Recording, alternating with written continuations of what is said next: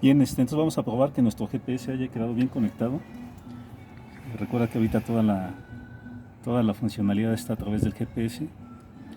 Inclusive podemos ver que el GPS ya se está energizando. Si alcanzan a ver, un foco verde y un foco rojo, en donde una es la pila y otra es la señal del GPS como tal. Entonces, todavía no terminamos nuestra configuración hasta que no probemos que el motor, pues, en realidad arranque. Para esto vamos a utilizar este tornillo, este desarmador, el cual, si ustedes recuerdan cómo funciona la pastilla de encendido del coche, tiene dos pasos. El primer paso va a encender todos los testigos del tablero. Ahí está mi primer paso. Y el segundo paso es el arranque del carro como tal.